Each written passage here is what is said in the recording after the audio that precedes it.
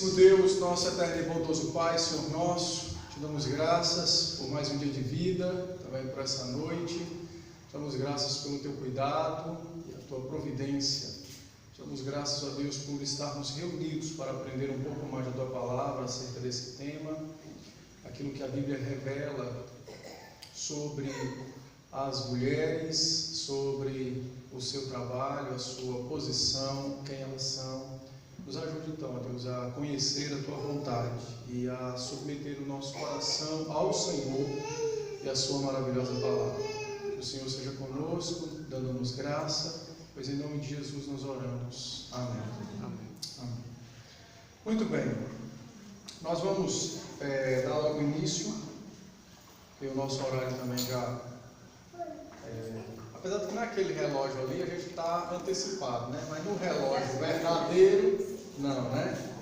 Então, eu vou falar e depois, ao término, se alguém quiser fazer uma pergunta, aí pode fazer, tá bom? Muito bem. O empoderamento feminino. Então, esse tema nós temos ouvido falar muito sobre ele. Mas a grande questão é, será que nós sabemos o que ele significa e como é que ele se dá na prática? Uma coisa é a gente ouvir falar sobre algo, outra coisa é se a gente conhece isso e como é que isso impacta, qual é o peso disso na minha vida como crente e, nesse caso, como mulher, né? Bom, o empoderamento feminino, ele está visto de um modo avassalador pelas mídias, pela televisão, na sociedade e, por incrível que pareça, isso também tem entrado dentro da igreja. E é comum a gente ouvir dentro da igreja irmãs, mulheres, crentes, piedosas, dizer frases como a seguinte, né? Como eu queria ser como homem, ou mulher só que sofre, vida boa é vida de homem, né? Coisas dessa natureza. Isso a gente ouve e às vezes fala sem perceber. Outras frases nós ouvimos lá fora, pelos comerciais, que tenta fazer com que a gente compre as coisas, mas tem também essa filosofia do empoderamento feminino. Então é muito comum frases como assim: você pode ser o que quiser, você pode, entendeu? Você pode, liberte-se. Então essas frases, elas não foram criadas à toa. Elas têm fundo de pensamento e elas transcrevem aquilo que está no coração dos seus autores, que é exatamente essa ideia de empoderar-se, ser suficiente, autônomo, não depender de ninguém, tá?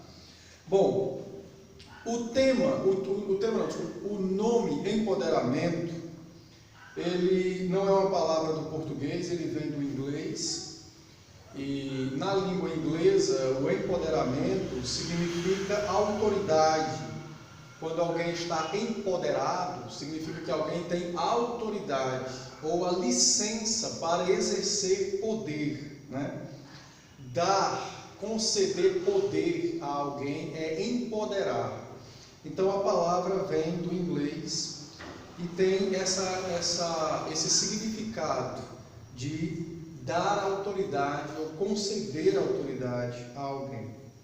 Porém, outros dicionários, e principalmente aqueles que já defendem a ideia do empoderamento, tanto feminino quanto masculino, fogem desse termo, dessa tradução do termo, e já passam a falar sobre algo de conquistar. Você não tinha, passou a ter. Então é diferente. Uma coisa é eu dar a você, outra coisa é você conquistar por você mesmo, sem depender de alguém, né? Então, os autores e até alguns dicionários que são mais abertos e que caminham para essa questão de olhar o empoderamento como sendo uma questão social, definem o termo desse modo, definem o termo dessa maneira, de tomar, de conquistar, de adquirir, certo? Bom, mas esse nome, empoderamento, quem primeiro cunhou, ou seja, quem primeiro usou essa palavra para significar tomar, conquistar, adquirir poder, foi exatamente um brasileiro chamado Paulo Freire. E quem é professor já leu o livro que Paulo Freire escreveu, chamado A Pedagogia do Oprimido, escrito em 1970 em espanhol e trazido para o português em 74, tá? Então, em 74 o livro chega no Brasil e estoura no Brasil, e Paulo Freire vai ser o primeiro a usar essa palavra, o empoderamento, dentro dessa nova concepção de conquistar, de adquirir, tá? Você não tem, passou a ter. Paulo Freire vai usar essa palavra no sentido de uma liberdade que é conquistada. Pessoas que antes estavam subordinadas por conta da sua posição financeira, social, agora começam a se empoderar, a adquirir poder, começam a deixar de serem subordinadas. Essa é a ideia de Freire, né? Freire também tinha uma consciência de que a condição atual do indivíduo precisava de mudanças. Por isso que essa palavra vai estar sempre associada à ideia de liberdade e de autonomia, nunca dependência, sempre liberdade e autonomia. Mas para Freire, a ideia tinha que nascer dentro do indivíduo, não poderia ser dado a ele, porque se for dado a ele, faz sentido o significado original da palavra. Eu tenho poder e dou poder a alguém.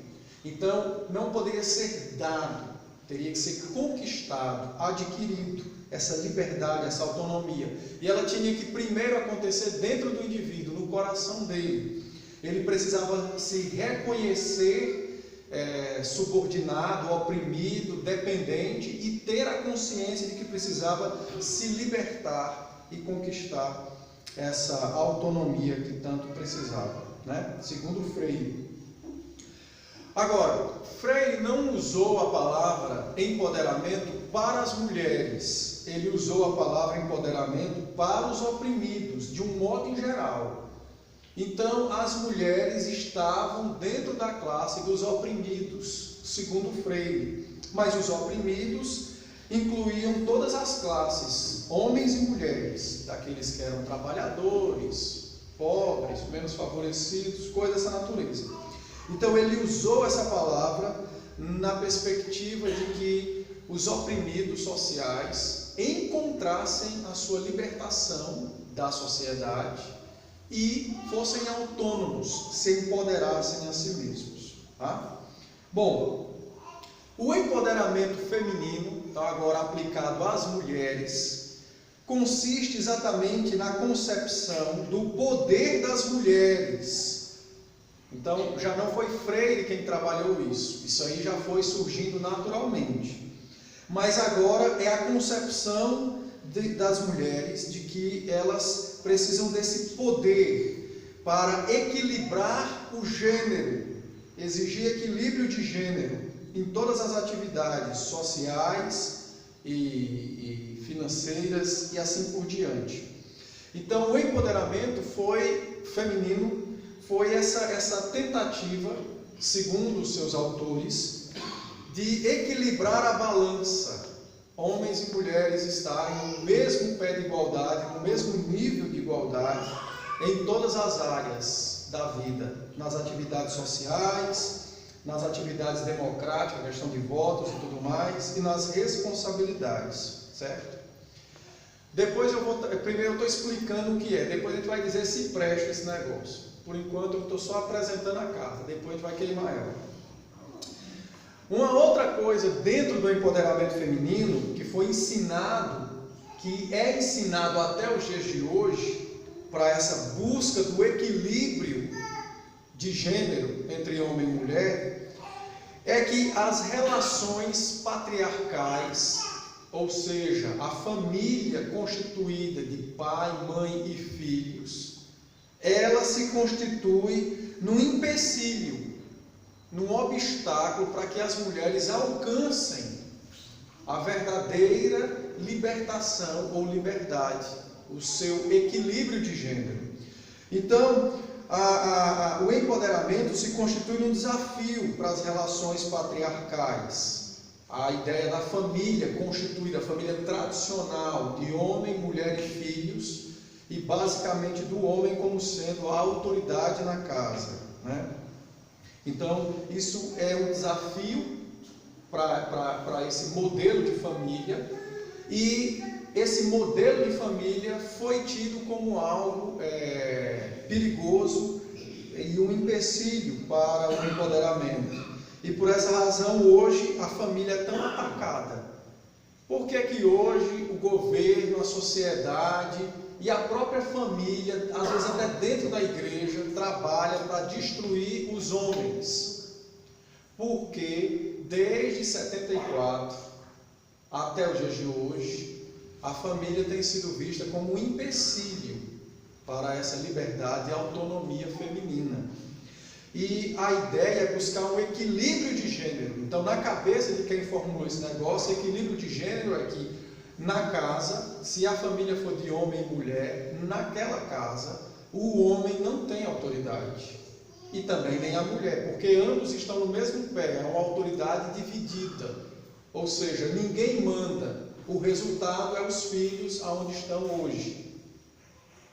Que acho que um dia desse estava tendo aí uma reportagem que mensurava a quantidade de mortos de 17 a 25 anos. Uma quantidade imensa. Por que razão? Porque a família acabou, e a família é a célula mãe da sociedade, então sem a família você também não tem sociedade. Então você tem um bocado de gente correndo para se destruir. Bom, então o empoderamento feminino, olhando para a ideia de buscar autonomia e liberdade, constitui essa tentativa de equilibrar o gênero, e a família patriarcal se constitui num empecilho para isso, né? Daí então uma luta das mulheres e dos homens também, porque os homens também não são besta, doido para serem sustentados pelas mulheres, um bocado de vagabundo e preguiçoso, não querendo estudar, mas querendo ter vida boa, encontrando quem dê, sem ser o pai e a mãe, mas uma mulher, entrou também nessa. E agora a luta é pela mudança. Mudança segundo a sociedade, o governo e os partidos que apoiam esse negócio, uma mudança nessa dominação tradicional dos homens sobre as mulheres, né? Essa é a ideia. Vamos lutar, guerrear contra, e vamos buscar lutar por essa mudança da dominação tradicional dos homens sobre as mulheres. O resultado vai ser garantir às mulheres autonomia no que se refere ao controle do seu corpo, da sua sexualidade e da sua liberdade. Então, a mulher, segundo essa ideia do empoderamento, é que ela tenha controle de tudo, não haja ninguém que exerça autoridade sobre a vida dela. Então, ninguém vai mais cuidar dela, porém ela vai continuar cuidando, se casar e tiver filhos, dos filhos do marido.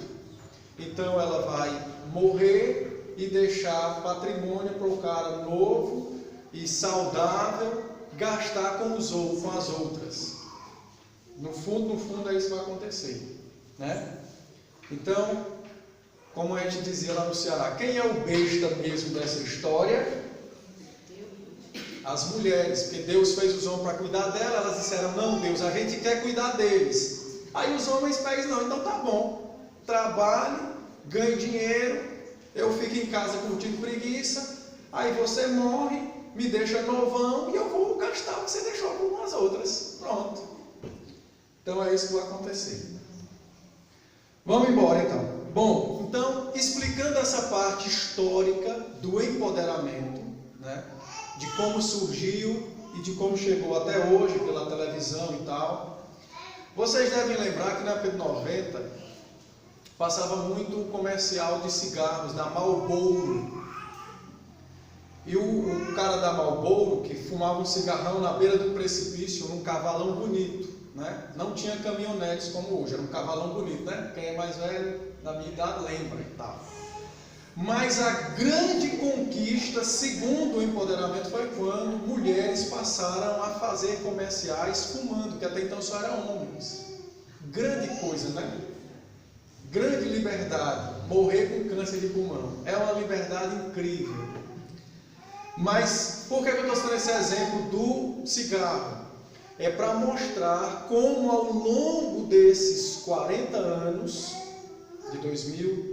de 1974 para cá, como isso foi entrando dentro da nossa casa e da nossa família e dentro da igreja.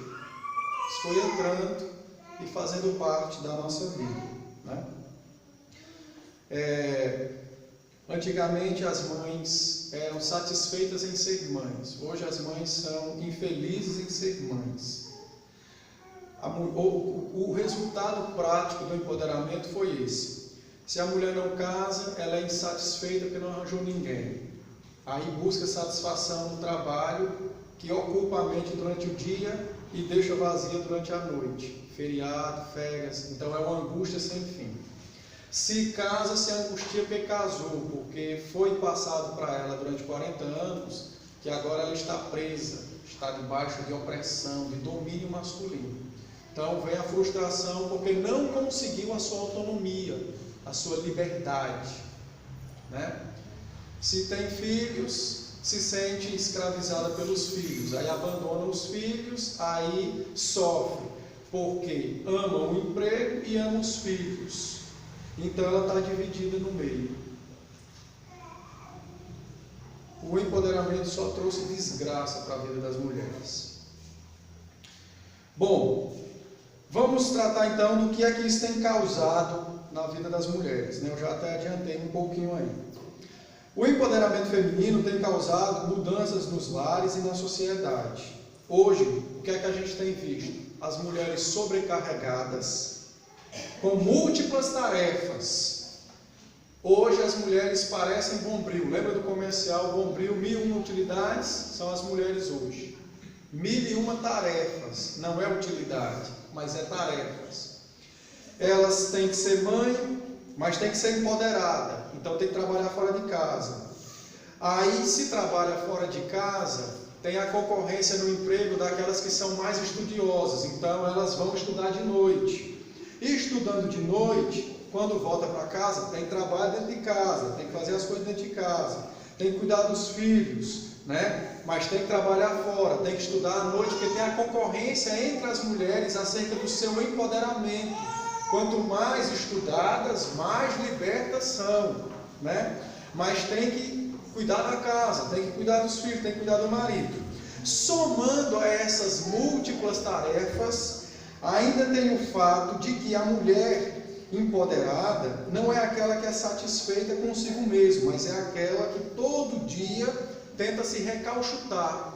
Então ela entra num processo de aprisionamento feroz pela pressão do mundo acerca da beleza. O que é a beleza? Não, a beleza é ser isso, a beleza é ser aquilo.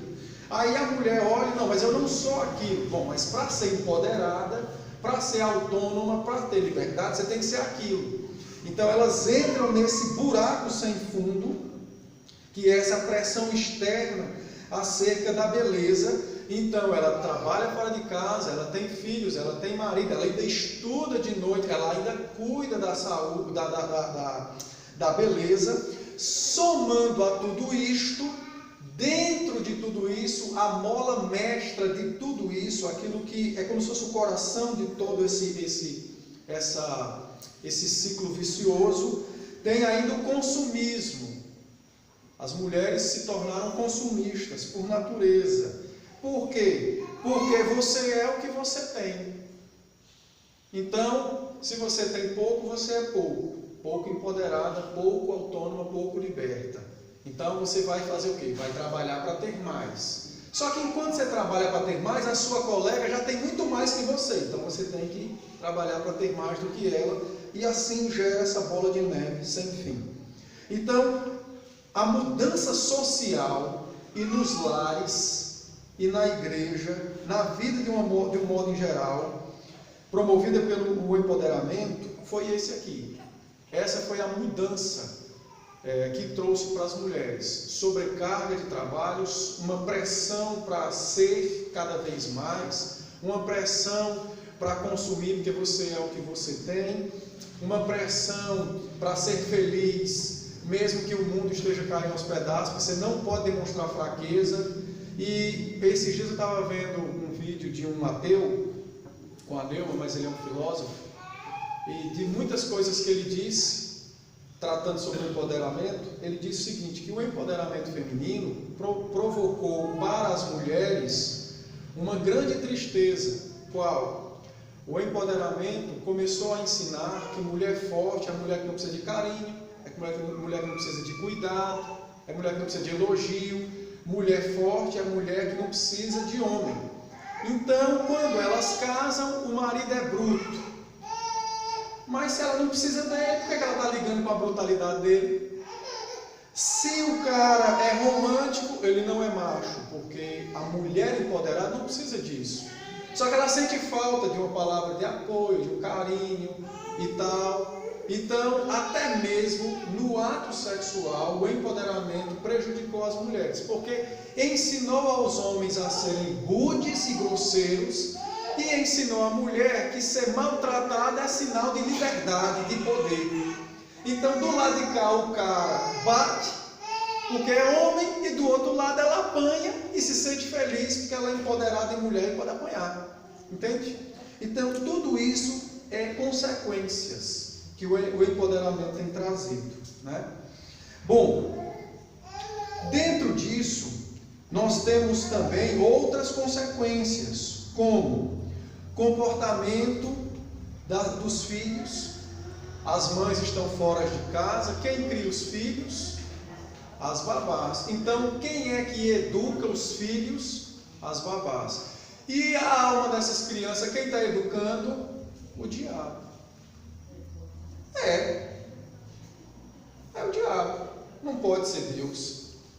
Porque se a Bíblia diz que a mãe cuida do filho e ela entrega para outro, quem é que está cuidando?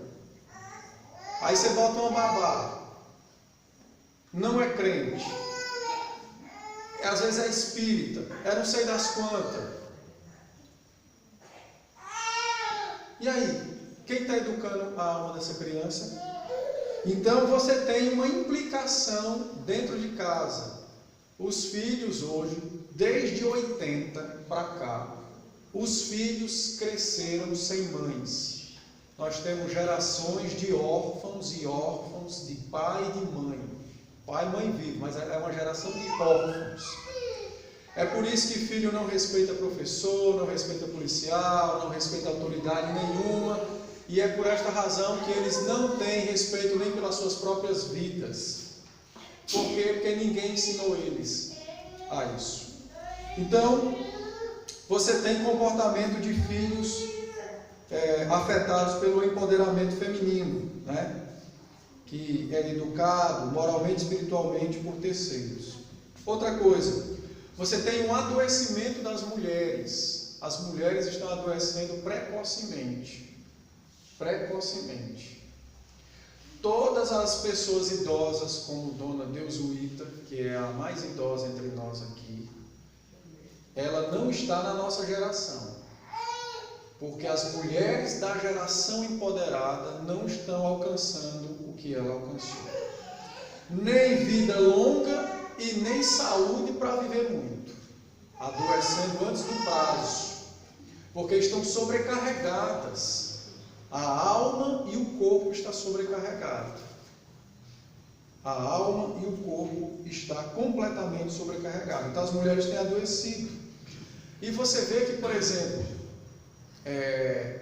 agora você tem Outubro Rosa, né, que é para fazer exame de mama, né? E é a partir dos 40 anos, né?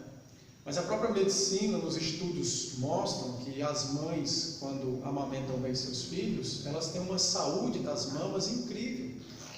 Por que a necessidade de fazer exame precocemente? Porque não está mais usando as mamas para amamentar, está usando para ostentar. Então também vem a conta. Se Deus fez um negócio para sair leite e você usa para sair beleza, vai vir a conta. Vai vir a conta. Pode ver a mulher que amamentaram bem, tem os peitos bons, danado. Não, a amamenta está lá, o bicho pode estar durinho, não tem problema. Às vezes está cheio de pedra dentro, por isso que é duro. Nós temos que ser honestos com isso.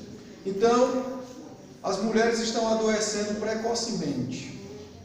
Outra coisa, os casamentos estão indo de mal a pior. Os casamentos estão uma lástima, indo de mal a pior. Quando os casamentos não são desfeitos, ou seja, quando não há divórcio, há infelizes vivendo juntos por causa do empoderamento. Quando não se divorciam, há infelizes caminhando juntos. Dois amargurados, debaixo do mesmo teto, seguindo estradas diferentes. Acham que estão no mesmo lugar, não estão mesmo juntos, não. Estrada diferente. Olha, o que se ensina hoje é: você é o que tem, você pode ser o que você quiser. Mulher que é mulher não depende de homem, né? Então, você tem hoje, mulher que é mulher não depende de homem, né? Então você tem hoje homens que não são mais homens, porque não sustentam suas casas. E você tem agora homens se escorando em mulheres, quando elas trabalham. Ou você tem mulheres que qualquer discussãozinha dentro de casa preferem o divórcio. Por quê? Porque não dependem de homens. Então elas podem ir embora. Não lutam pelo casamento. Antes de tentar reconciliar, a tentativa é de se apartar. Não quer mais. Quem é que aguenta hoje, na vida? Uma das coisas que a gente nunca pode esquecer é que enquanto estivermos nessa terra, nós sempre vamos engolir sapo.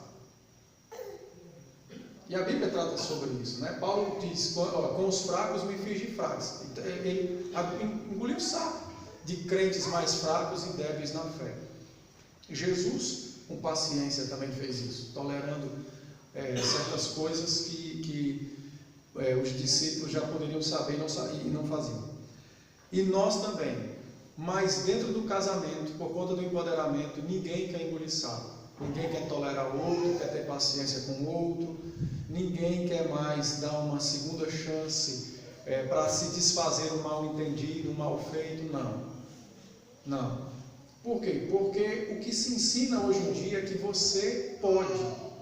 Então, se você pode comprar um carro de 100 mil reais fiado, por que você não pode largar esse indivíduo ou essa indivídua se eles não estão mais lhe satisfazendo? Entende? Então o empoderamento tem destruído os casamentos. E dentro da igreja do mesmo jeito. Dentro da igreja do mesmo jeito. O que é triste, os casamentos dentro da igreja têm sido desfeitos com muita facilidade. E o pior, pastores também têm apoiado o divórcio. Porque não querem dizer a verdade, não creem mais na Bíblia como a verdade. Ela é apenas parcial, mas não é absoluta, né? Não querem desgostar os membros, com medo de perder para outras igrejas, o que é uma bobagem. Não se ensina mais sobre o adultério na igreja, não se ensina mais sobre isso, porque às vezes tem um casal, tem outro, você tem medo de ofender, então não se ensina mais. Não diz mais que a parte culpada não pode casar. Se casar, comete adultério. É o contrário, que a gente vê pastor fazendo casamento de adúlteros e se divorciar, não pode mais. Está errado, entendeu? Então não há uma busca para reconstruir algo que por alguma razão o pecado quebrou. O pecado tem a capacidade de tentar quebrar coisas, e às vezes ele consegue, mas mais poderoso é a graça de Deus para reconstruir. Não tem sido mais ensinado assim. A graça não tem sido mais ensinada para reatar laços. A graça só tem sido ensinada para satisfazer pessoas, mas ela não tem sido mais ensinada para reatar, reconstruir, né? Então, o empoderamento tem destruído casamentos. Outra coisa também que nós temos visto é exatamente um comportamento machista e covarde dos homens para com as mulheres. Machista e covarde.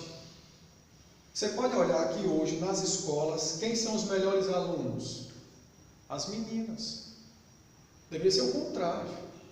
Por que os meninos não querem ser os melhores alunos? Ora, se ele vai ter alguém para sustentar ele, para que ele vai se esforçar?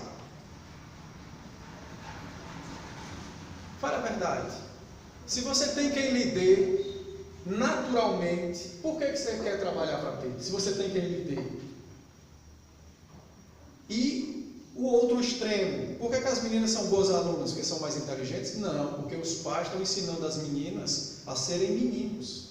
Desde o homossexualismo nasce aqui também, sabia? Não é só a ideia de sexo, de mudança de órgão, não, nasce aqui, quando os papéis são invertidos. Então, quem tem filha não ensina mais as filhas a serem mulheres, lavar louça, desejar casar, desejar ter filho, limpar a bunda de menino, não. Minha filha, eu parei para estar de trás de uma mesa. Então, você bota um pinto no lugar do outra coisa que ela tem. Porque Deus fez o homem para estar lá, de trás da mesa, para buscar o pão para dentro de casa. E Deus fez a mulher com útero para parir. Não foi o contrário. O homossexualismo tem nascido aí.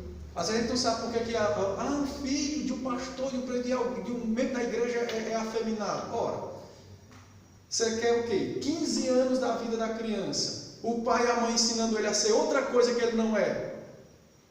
Ele vai ser aquele que está sendo dito a ele. Os meninos, frouxos. Um zero à esquerda. É o que tem sido ensinado para os meninos. É ficar feito louco na frente de um videogame enquanto as meninas se matam estudando. Aí cresce tudo vagabundo, perturbado mentalmente, as mulheres tudo intelectual, ganhando rios de dinheiro, elas sofrendo com essa carga que elas têm que carregar. Não. Uma frase que nós nunca podemos esquecer: os nossos filhos serão ou a alegria ou a tristeza dos filhos dos outros. Então pense nisso, o seu filho vai ser a alegria ou a tristeza do filho dos outros, e os filhos dos outros serão a alegria ou sua tristeza. Então nós temos que mudar. Então os homens nós estamos numa geração de homens aproveitadores. Tem um exemplo que eu conto. Eu não posso nem dizer muito que isso vai para a internet, mas eu fui uma época num lugar e conversando lá com um casal. Não vou contar essa história não, porque senão alguém vai saber. Eu vou contar outra que é verdade também, mas faz muitos anos. As duas são verdades, mas é porque uma está mais recente e a outra é mais recente. Mas quando eu estava ainda em Belém, quando eu era ainda seminarista no presbitério metropolitano de Belém, uma vez chegou no gabinete lá do pastor Garcia, que era o nosso pastor, uma carta de um pastor pedindo campo, procurando campo, né? E aí ele explica o motivo da mudança dele. A esposa dele passou no concurso para ganhar 15 contos, ele só ganhava 3. Então, ele tem que ir a tiracolo da mulher, puxando a saia dela. Porque se ele fosse macho, ele ia dizer: não, você não vai para lá, porque eu não vou pastorear lá, não tem igreja para mim lá. Aí ele deixou a igreja que estava pastoreando, não arranjou campo, ele passou um tempão lá sem campo, e acho que depois não deu certo ele pastorear, porque a esposa ganhava 5 vezes mais que ele. Então está errado, completamente errado. nem ela deveria tentar Deus colocando o marido dela à prova para abandonar o ministério, nem ele poderia ser fraco de permitir que aquilo acontecesse. 3 mil reais é pouco para sustentar a família? Pois meu amigo, trabalhe mais, estude mais. É a vida. Vai fazer o quê? Se sofre um acidente e metade do corpo está morto, o cara não corta para manter vivo? Tem que fazer mais. Então, o que nós temos que ensinar aos nossos filhos do sexo masculino é que eles têm que, desde criancinha, querer ser o homem da casa, a autoridade. A autoridade. Não interessa o que ele vai fazer. Pode ser um engenheiro, um pedreiro, um agricultor, não interessa. Mas ele é o responsável por manter a casa dele. Então ele tem que dar os pulos dele. Tá? Depois eu vou tratar se mulher trabalha ou não. Não é isso que eu estou dizendo. Mas é só mostrando um dos efeitos, né, do empoderamento. E na igreja, o que nós mais temos visto é o quê? Comportamento insubmisso. Por quê? Porque todo mundo quer ser autônomo, liberto. Aí na igreja tem as autoridades constituídas. Isso provoca uma revolta no coração. Então chega alguém e conta lá o caso, o pastor, um presbítero dá um conselho, desagrada a pessoa, mas é a verdade. No lugar de ele ficar grato pelo conselho que livrou ele do mal, ele fica o quê? Insatisfeito. Por quê? Porque ele quer alguém que apoie ele é autônomo, ele é liberto, ele acha que no coração dele ninguém pode dizer nada que contraria a vontade dele. Então nós temos na igreja hoje crentes insubmissos e revoltosos por conta do empoderamento. Qualquer coisinha, rapaz, não dá não. Entendeu? É o que nós temos, né? Outra coisa que nós temos dentro da igreja, competição. Nós temos uma competição, homens contra mulheres, infelizmente. Quem nunca ouviu, a mulher faz melhor do que homem essa coisa aqui. Você acha que isso é de onde que vem isso? Do nada? Não, não é do nada não. Digamos que as irmãs estão aqui, ornamentando a igreja para esse evento. Aí sai uma frase dessa, não, mas você acha que o homem vai fazer bem feito um negócio desse? Não, não vai, mulher que vai, né?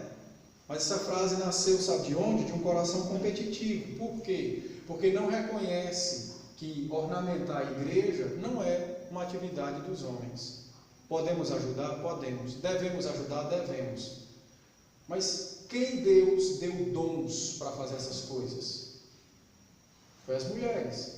Agora nós vamos botar um prego ali na parede. Tem que ser uma mulher para martelar. Podendo cair da escada, não. Aí é os marmanjos. Deus deu força nos braços. Ele foi para isso aí. Foi para estar segurando o celular na mão. Então, nós temos um comportamento competitivo hoje, né? Outra coisa que também temos dentro da igreja, mulheres fortes, homens fracos. Mulheres fortes, homens fracos. Se nós estivéssemos num período de perseguição e entrasse aqui a polícia para matar os crentes, a mulher ia proteger os homens. Eu não tenho dúvida. Eu não tenho dúvida. Lógico que sim. Se os homens não querem assumir responsabilidade de dar aula para a criança numa sala, você acha que ele vai querer lhe proteger tendo um cara com um fuzil? Pare e pense. Se os homens não querem assumir uma reunião de oração, Júnior, me diga aí, você acha que o cara vai querer, eu vou morrer pelas minhas irmãs, me mate aqui. Se ele não quer não quer assumir a responsabilidade de oração da igreja, que ninguém vai matar ele, ele vai ser abençoado. Me diga aí. É sério, rapaz. Por que acha que nós temos uma crise de liderança na igreja hoje? É por conta disso. Quem chega primeiro na igreja, com exceção do diácono que vai abrir a igreja? As irmãs. Mas quem deveria estar primeiro na igreja? Os homens. Para orarem, virem à frente, ver se não tem nenhum perigo. Não. É o contrário. Então tudo isso é resultado do pecado, logicamente, alimentado por essa filosofia do empoderamento, né? Bom, na sociedade nós também temos mudanças, como por exemplo, Nós temos um avanço na ocupação dos postos de trabalho pelas mulheres, o que é uma coisa boa. As mulheres têm ocupado mais postos de trabalho. Mas é ruim, por quê? Porque as mulheres têm estado expostas ao perigo. As mulheres estão em maior perigo do que os homens, porque elas estão expostas nas ruas das grandes cidades. Então, são molestadas, são assediadas, são roubadas, no ônibus são espremidas.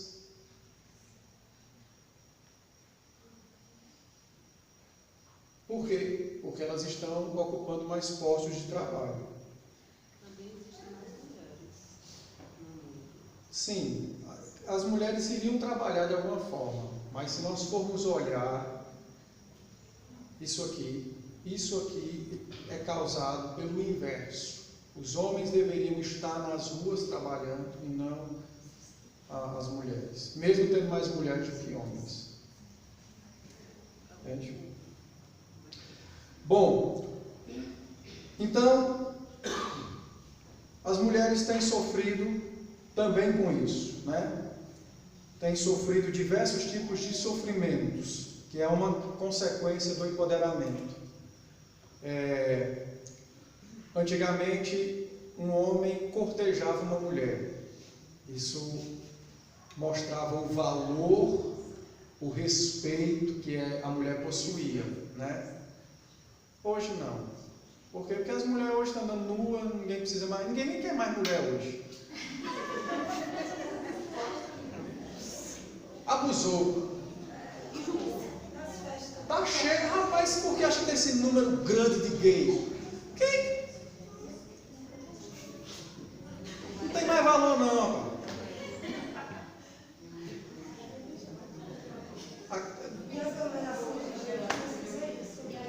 Você vê isso, acabou. E uns mil, acabou, o pessoal enjoou. Então, as mulheres têm sofrido diversos sofrimentos. Um destes é a privação. A privação do seu direito e do seu valor. O direito de ser respeitada, de ser amada. As mulheres são privadas desse direito, né? Toda vida, eu digo, tem uma criança aqui da igreja que sempre eu digo isso para ela. Olha, você é como uma pedra de grande valor.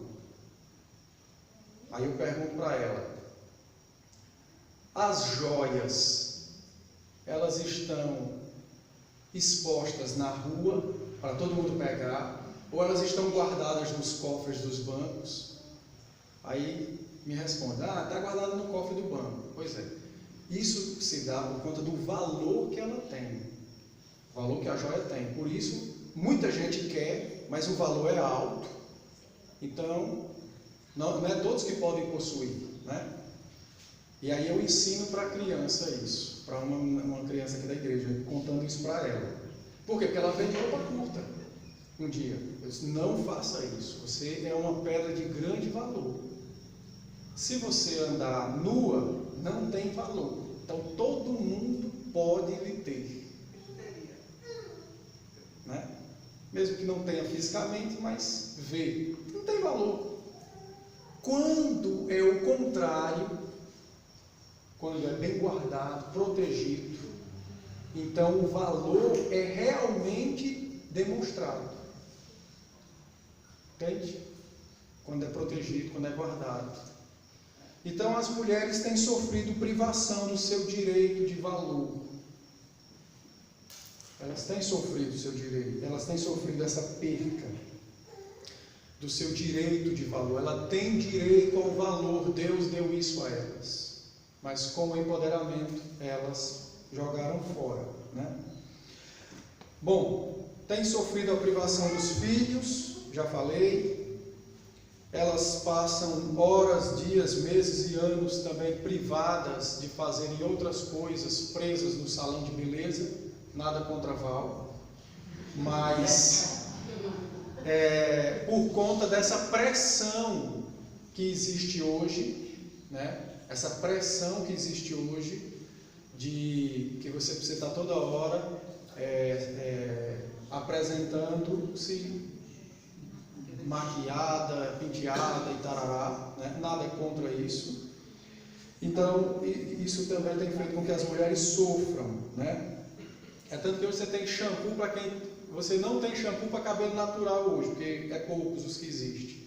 Você só tem shampoo para química, shampoo que tira química e bota química, shampoo que tira aquela que ele botou, mas bota outra e assim vai.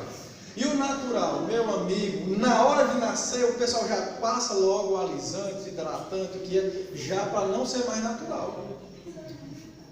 Porque o natural, o que Deus deixou, tem sido destruído para que seja construído isso que não é natural, né? E o que não é natural traz sofrimentos. Bom, outra coisa também que as mulheres sofrem é porque elas depositam seus filhos nas creches, nos berçários e por aí vai, né? Veja, eu estou tratando de um modo geral. Quando tem um caso específico de necessidade é uma coisa. Estou tratando de um modo em geral. Então, deixa lá os meninos lá.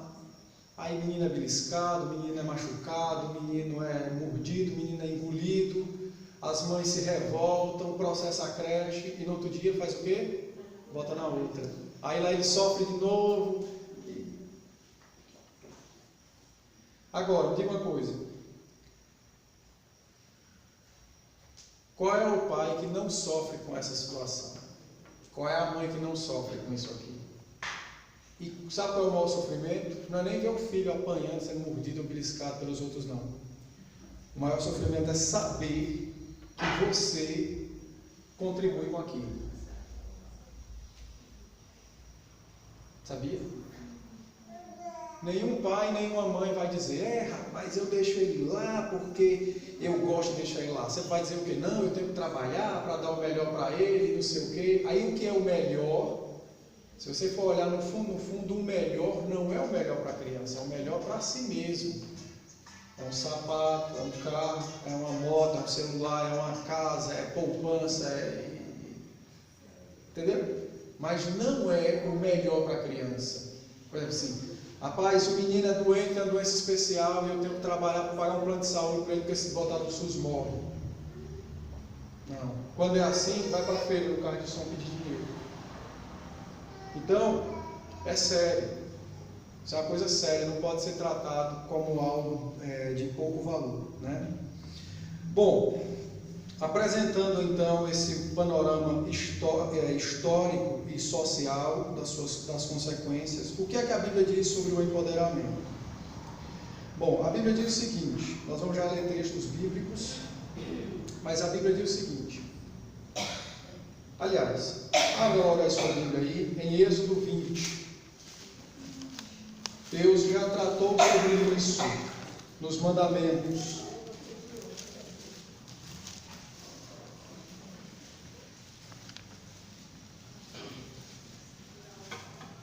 Êxodo 20, quinto mandamento, verso de número 12, o Senhor disse assim, honra teu pai e tua mãe, honra, respeita teu pai e tua mãe. Qual é a consequência? Para que se prolonguem os teus dias na terra que o Senhor teu Deus te dá. Então a obediência à palavra gera vida longa e satisfatória na terra. Bom, a Bíblia trata do empoderamento como a quebra do quinto mandamento, porque no quinto mandamento Deus estabelece o padrão da família, Deus estabelece os papéis dentro da família, do pai, da mãe e dos filhos. Deus estabelece como as relações entre esposo e esposa, pais e filhos devem se dar, né? E Deus estabelece que esse modelo é um modelo feliz. Por quê? Porque o resultado é o prolongamento dos dias de vida. Então, em suma, o empoderamento quebra o quinto mandamento, porque rejeita a ordem criada por Deus. Deus criou homens e criou mulheres, homens para serem autoridades, mulheres para serem auxiliadoras. E o empoderamento incita as mulheres e os homens a viverem contrariando a vontade de Deus, expressa nesse mandamento. Então, em suma, o empoderamento quebra o 5º mandamento. No nosso catecismo, o catecismo maior, nas perguntas 124, 127, 128, nós temos uma interpretação do 5º mandamento, e eu vou ler aqui para os irmãos, porque elas se aplicam, né, explicando melhor a vivência do 5º mandamento e combate o empoderamento. Então, pergunta 124 diz assim, o que significam as palavras pai e mãe no 5º mandamento? As palavras pai e mãe no 5º mandamento abrangem não somente os próprios pais, mas também todos os superiores em idade, dons, especialmente todos aqueles que, por ordenação de Deus, estão colocados sobre nós em autoridade, quer na família, quer na igreja, quer no Estado. Então, pai e mãe significa, as palavras abrangem as pessoas que são superiores a nós em idade, os idosos. Por que a gente não ama os nossos idosos? Porque quebramos o 5º mandamento, tratamos eles como sem valor, né? Em dons, existem pessoas superiores a outras em dons. Deus concedeu dons a outras pessoas, Deus deu dons aos homens. Por que a gente às vezes não respeita e não honra aqueles que têm dons diferenciados? Porque quebramos o 5º mandamento, atendendo muitas vezes ao empoderamento, né? Aqueles que Deus colocou em autoridade na família. Por que os filhos hoje se rebelaram contra os pais? Porque não são ensinados de que Deus colocou os pais para serem autoridades na família, né? Por que os alunos não respeitam os professores? Porque não tem ninguém dizendo a eles que os professores são autoridades no Estado.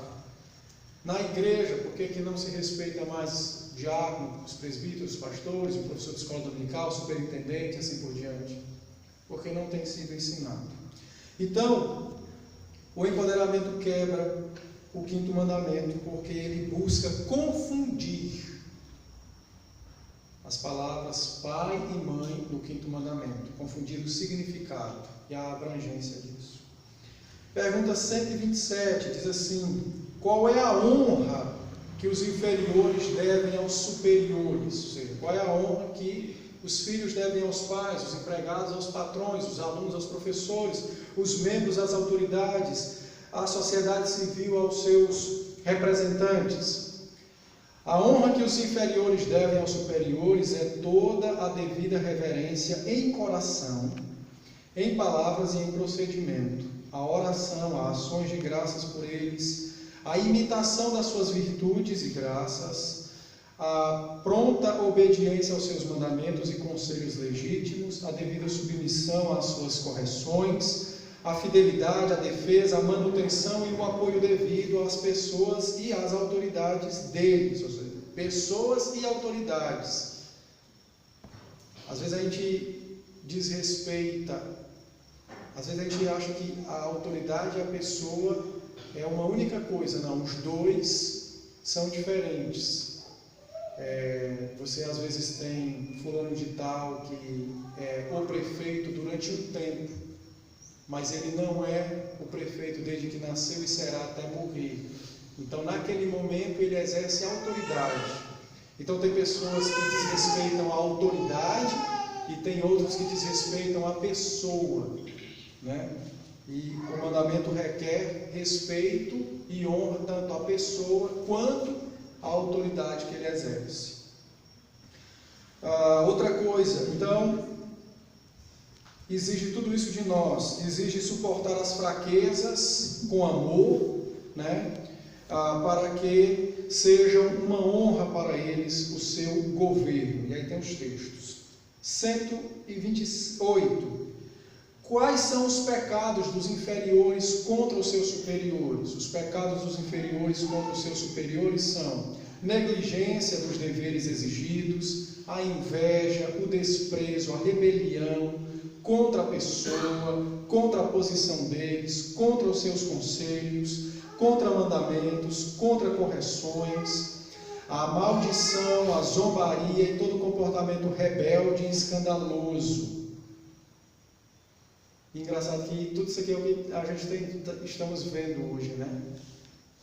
É a quebra, então, do 5º mandamento. É isso que o empoderamento traz para as mulheres cristãs e a sociedade de um modo em geral, certo? Bom, nós precisamos entender que Deus criou o mundo dentro de uma ordem.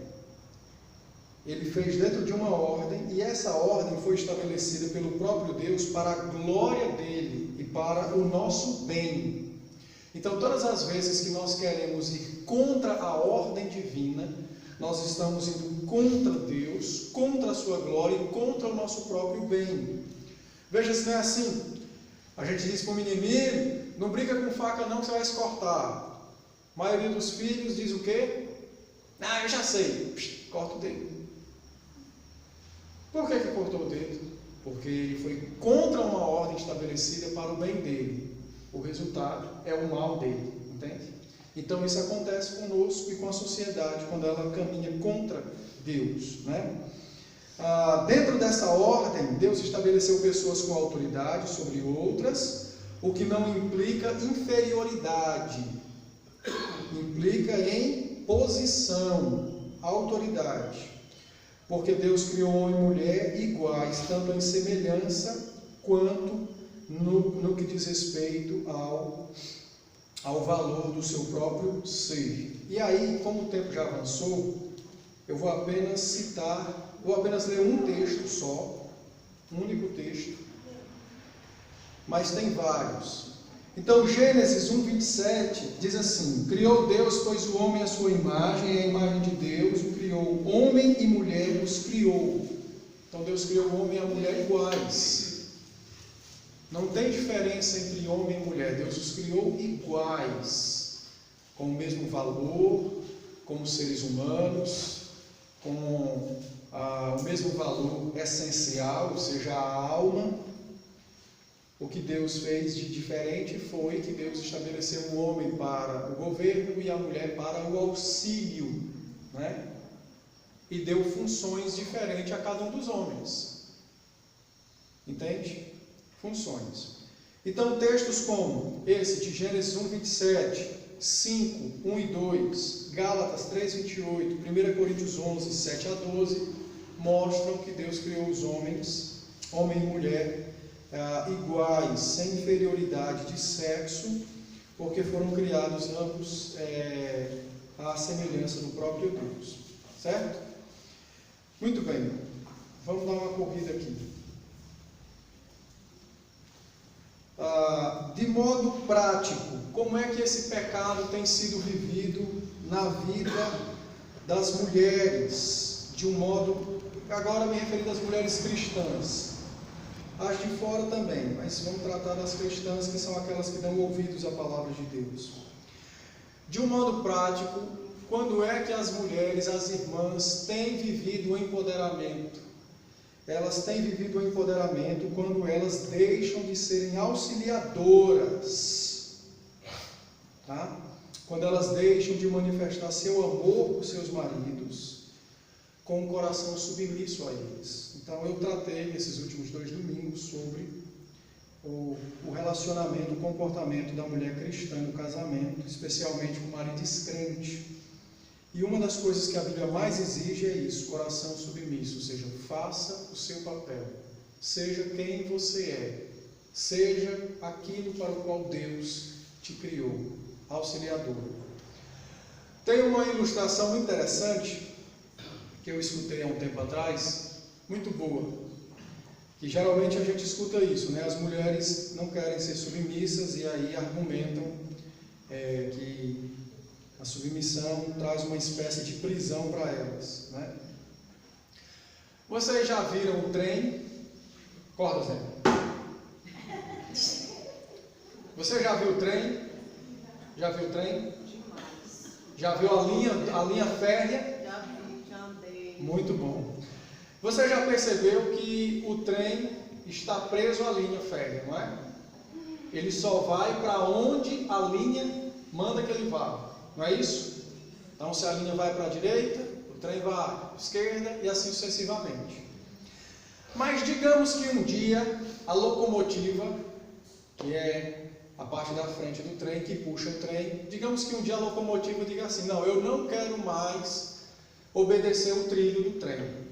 Não quero mais não, estou cansada, só vou para onde o trilho manda. Não, eu vou fazer agora a minha vontade. E ela sai dos trilhos, o que é que vai acontecer com ela? Ela vai parar, ela não vai andar. E outra coisa, se ela tomar essa decisão numa ribanceira, ela vai se destruir. Quando é que a locomotiva é realmente feliz e livre para ser o que ela deveria ser? Quando ela está presa aos trilhos. Quando ela está presa aos trilhos é que ela é realmente feliz, porque aí ela cumpre o seu papel de puxar o trem, de subir ladeira, de passar por túneis, ela vê vistas, ela passa em precipícios e ela anda em pontes. Pois assim as mulheres. Deus fez as mulheres dessa maneira. Os homens são os trilhos, as mulheres são o trem, auxiliando. Estou usando a linguagem disso, né? Então as mulheres serão realmente felizes quando elas forem realmente submissas, porque elas foram feitas para isso. Foram feitas para isso. Tá? Bom, então dentro do casamento, na relação matrimonial, o empoderamento dirige toda a sua força para destruir o casamento. Traz a ideia para o coração das mulheres, para que elas se revoltem primeiramente contra o seu próprio sexo, né? Uma das coisas que o empoderamento faz é que as mulheres se revoltem contra o seu próprio sexo. Quando tem alguma coisa para fazer, e aí vem aquele pensamento, né? O homem não faz isso, só quem faz sou eu. Então isso é uma revolta contra o seu próprio ser, né? Vida boa é vida de homem, né? Só naquele período da menstruação, aquela parte lá, homem é feliz, não tem isso. Vai para uma festa, precisa estar lá arrancando os cabelos para pentear, homem é feliz, que bota uma camisa, um short e vai-se embora e tal. Então, isso são apenas ilustrações de como muitas vezes o empoderamento traz uma revolta contra o próprio sexo, né? Porque o homem vai para a festa, é mais fácil se vestir, mas todos os homens estão iguais, e as mulheres estão todas iguais? Tá vendo? Deus faz tudo perfeitamente. Tudo. Cada uma vai com a sua beleza e tal. E aquilo embeleza o lugar. Já pensou se todo mundo fosse só de preto? Mas a maioria dos homens são de preto. Então Deus deu as mulheres para elas embelezar o negócio. Mas a mulher não quer mais. Quer raspar o cabelo agora, porque dá trabalho, e quem é livre não tem esse negócio, e por aí vai. Então, há uma revolta contra o seu próprio sexo, né? Contra a ordem criada, contra o marido, né? Quantas vezes, quem é mãe sabe disso, né? Às vezes está lá mãe de sono, menino novo, o menino chora, aí o marido dorme de acho, tentando acordar para pegar o menino, mas a mãe se levanta, não sei o que, querendo pisar no cara. Então isso é sinal de quê? É uma revolta contra o seu próprio sexo. Porque se Deus deu às mulheres peito, foi para cuidar deles. E se o marido precisa trabalhar durante o dia, por que ele tem que dormir? Então por que ele é mais do que você? Não, ele não é mais do que você. Durante o dia, quando o menino for dormir, você dorme, ele está trabalhando. Quem pensa assim? Não pensa. Mas tudo isso vem no coração, e não vem à toa não. Isso vem porque foi ensinado, está sendo dito na televisão toda hora. Entendeu? Então isso é uma revolta contra o seu sexo. É cansativo? É duro? Mas entender que aquela vida depende de você. Que grande satisfação você acudir a alguém que só você pode socorrer. Não pensa assim. Pensa em querer chutar o marido da cama porque está dormindo. Entendeu? Então, esse é só um exemplo. Só um exemplo. Tá? Mas isso mostra o que o empoderamento faz, uma revolta contra o próprio sexo, contra a ordem criada por Deus, contra o marido, né? Bom, então, vida boa quem tem é homem, por que eu não nasci homem? Bíblia é injusta, a gente ouve, a Bíblia é injusta, manda a mulher ser submissa e o marido mandar. Isso é o que mais discuta.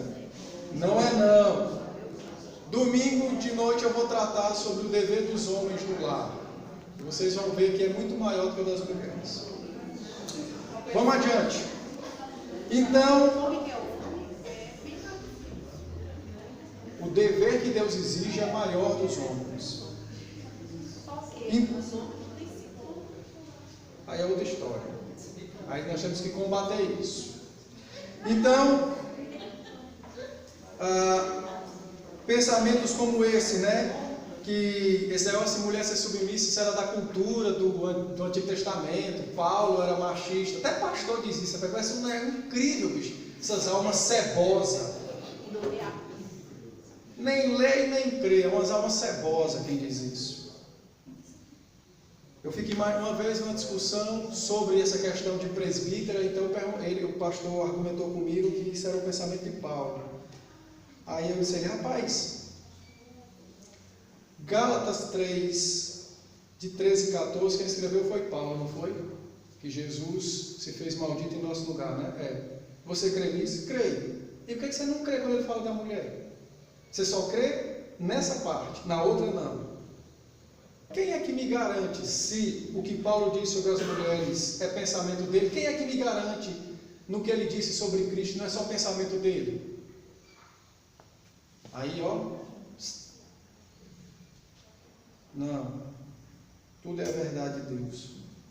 Então, essas frases mostram essa revolta no coração contra Deus, contra o seu próprio sexo, contra o marido, por aí vai.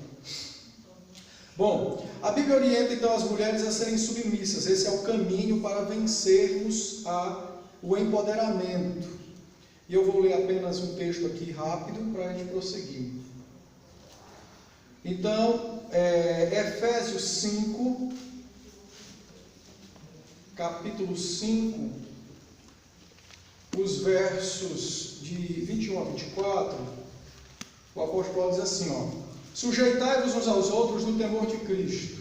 As mulheres serão submissas ao próprio marido, como ao Senhor, porque o marido é o cabeça da mulher, como também Cristo é o cabeça da igreja, sendo este mesmo Salvador do corpo.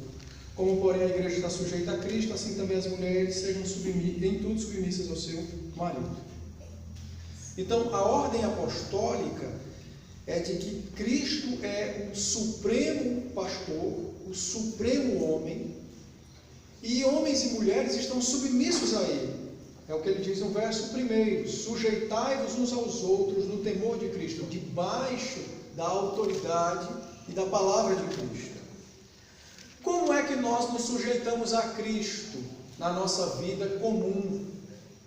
Então Paulo diz, agora nas relações vocês se sujeitarão a Cristo, sendo assim, mulheres submissas ao marido, e os maridos governando as mulheres como Cristo governa a igreja. Dessa maneira, os maridos e as esposas, ambos juntos e toda a igreja, estarão sujeitos a Cristo, à palavra de Cristo e no temor de Cristo. Bom, mas antes, no verso de número 18, Paulo manda que o povo encha-se do Espírito Santo. Então isso só é possível por conta do Espírito Santo, habitando em nós, nas mulheres, para que haja essa capacitação, para que elas sejam verdadeiramente submissas no seu relacionamento com seus maridos. Então, isso tem uma lição para nós. As mulheres sempre, historicamente, as mulheres sempre oram mais do que os homens. É até uma vergonha, não é verdade. Historicamente, as mulheres oram mais do que os homens. Agora, eu não sei se as mulheres têm orado, pedindo ao Senhor corações submissos. Se não, tem que pedir, porque isso é uma ação do Espírito. Fazer com que o coração se aquiete no temor de Cristo debaixo da orientação do seu marido. Então, as irmãs devem orar por isso, tá? Devem orar por isso. Bom, Paulo diz que as mulheres devem ser submissas aos maridos como a Cristo. Então, a submissão das esposas para com os maridos reflete um coração submisso para com Cristo. Se é insubmissa com o marido, também será com Cristo. Entende? Também será com Cristo. Tá? Antes que alguém pergunte o que é submissão, apesar de eu já ter explicado nesses últimos 2 domingos, mas a submissão nada mais é do que essa ação de viver debaixo do amor e da orientação do seu marido. É a disposição do coração em se colocar debaixo, sendo guiada pela orientação e direção do seu marido. Tá? Então isso é submissão.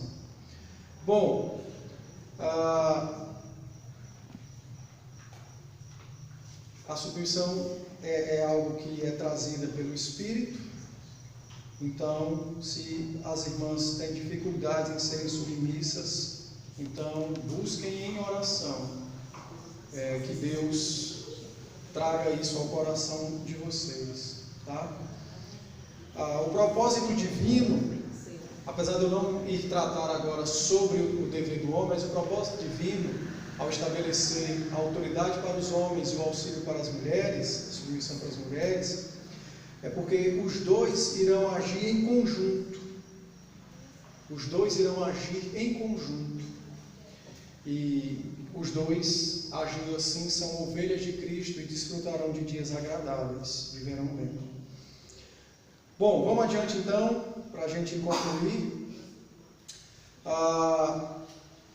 Como essa submissão pode ser aplicada, né? De que maneira as mulheres irão aplicar essa submissão às suas vidas? Já vimos que submissão é esse respeitar, é esse me colocar debaixo da autoridade e dos cuidados do esposo. Mas como é que isso aplica-se na vida da mulher? Então, a verdadeira submissão irá conduzir as mulheres a serem pessoas satisfeitas consigo mesmas, com seus casamentos e com a ordem que Deus criou. A verdadeira submissão também colocará no coração das mulheres o entendimento de que, ao obedecerem aos seus maridos, obedecem a Cristo. Lógico que quando os maridos não conduzem as mulheres ao pecado, né? Mas quando conduzem de modo correto, então essa submissão para com os maridos é uma submissão para com Cristo. Essa obediência também é uma obediência para com Cristo. Tá? As mulheres devem entender que submissão não anula os seus dotes e os seus dons. Pelo contrário, o que a submissão faz é exatamente colocar os dotes e os dons debaixo de alguém que os guie, de alguém que dê condução, lidere isso. Então, ser submissa não é ser aquela mulher borocochô, que tem mentalidade de lagartixa, balança a cabeça para tudo, não sabe fazer nada, não sabe depositar um dinheiro. Não, isso aí não é submissão. Isso aí pode ser gente relaxada, preguiçosa. Submissa não. A mulher submissa é aquela que coloca os seus dons para serem dirigidos pelo seu marido. Então, se você ler Provérbios 31, você tem ali o exemplo de uma mulher que é submissa. Tá? O povo lê aquele texto de Provérbios 31 e quer enxergar em Provérbios 31 o que não está no texto, para agradar os seus próprios corações. Mas não. Provérbios 31, a partir do verso 10, diz assim, mulher virtuosa, quem a achará? O seu valor excede de finas joias. Verso 11, o coração do seu marido confia nela, e não haverá falta de ganho. Primeira coisa que o texto diz da mulher submissa é que a relação matrimonial é estabelecida de confiança. O marido confia na esposa. Mas uma mulher insubmissa, desrespeitosa, que acha que é dona de si, do mundo. Você acha mesmo que o marido vai confiar nela? Não. É brigona, é rixosa, murmurenta. Entendeu? Hã? Essa aqui faz muita coisa. Eu vou dar uma passada ligeira no texto. Então o texto diz... É igual a mulher que trabalha fora e sabe conciliar, né? Com o lar, com os seus filhos, do esposo, da casa. Vamos chegar já aí. Foi bom você tocar, mas segura aí, que eu preciso chegar aí. Vou chegar aí. Então veja, a mulher submissa, ela é alguém que, ao se submeter à liderança do seu marido, à autoridade do seu marido, como a Bíblia prescreve, esse relacionamento gera confiança no lar. A primeira coisa que é dita dessa mulher é que ela é uma mulher digna de confiança.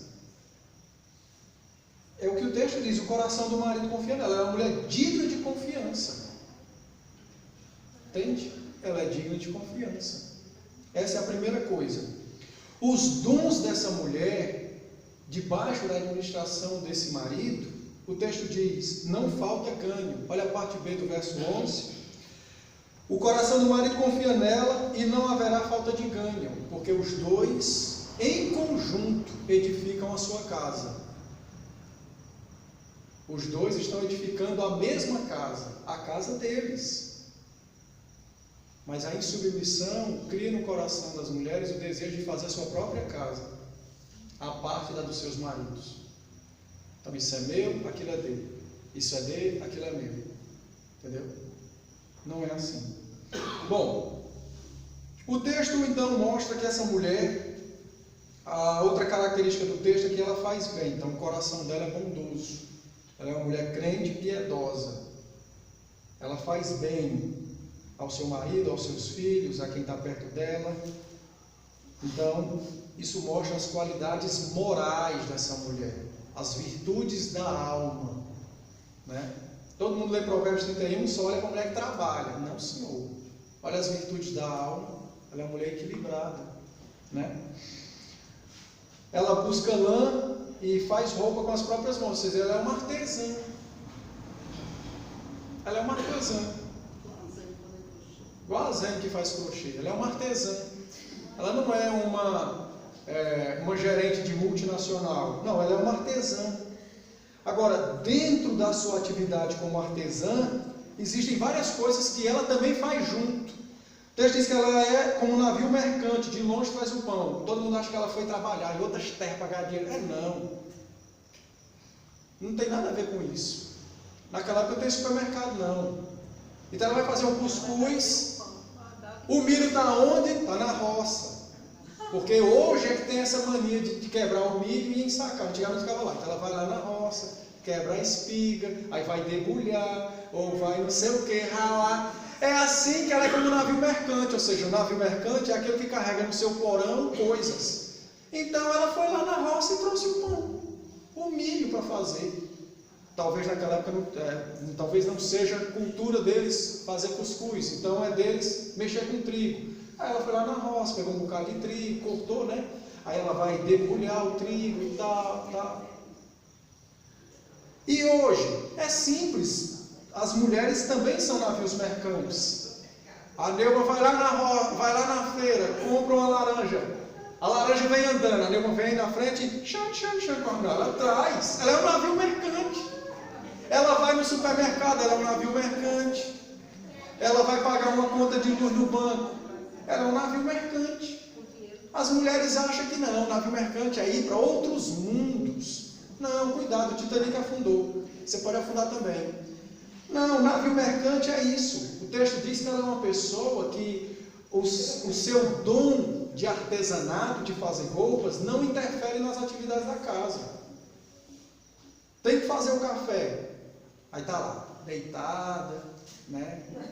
No WhatsApp, esperando que a vizinha faça e dê. Não. Entendeu? Naquela época, os homens saíam muito cedo para a roça, para os seus trabalhos na roça. Os filhos estão em casa, ela está em casa, ela vai ficar com fome. Não, eu vou ficar com fome, porque eu vou esperar o meu marido chegar para ir no supermercado. Não. Aí o texto diz, ela tem um navio mercante. Ela vai buscar o alimento. O alimento está ali.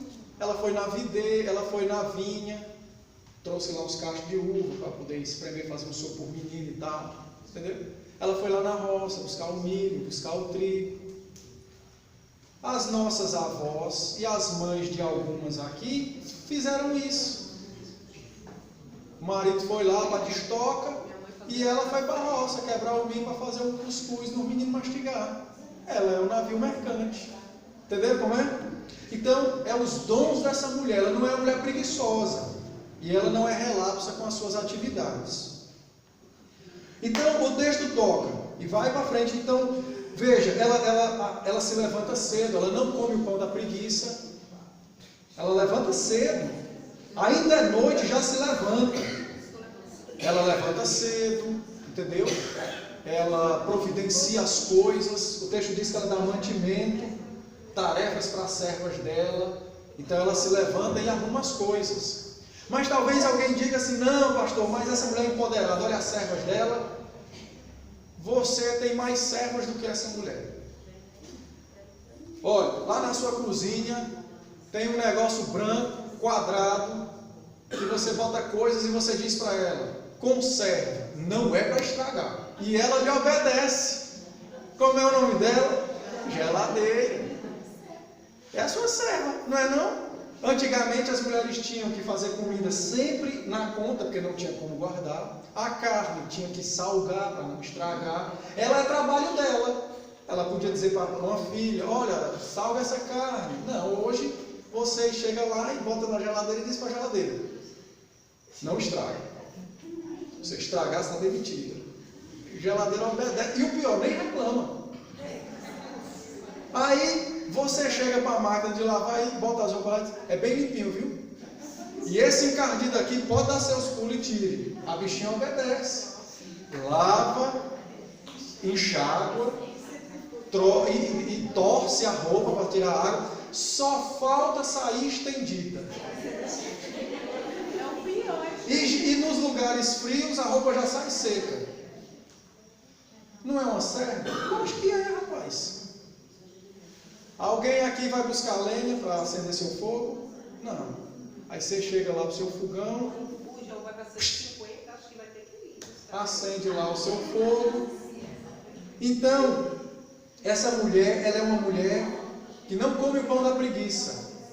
Ela cuida das coisas, ela dá tarefa às servas. As mulheres que estão em casa fazem a mesma coisa. Aí levanta cedo, ajeita a merenda dos meninos para a escola, aí os meninos vão para a escola e elas vão cuidar na casa. Aí chega para o aspirador e diz, não deixe nem um pó no chão, e o bichinho vai sugar tudinho. Bota as roupas na máquina, eu vou ali e já volto, fica batendo. E vai cuidar da vida dela, entendeu? E assim vai, entendeu?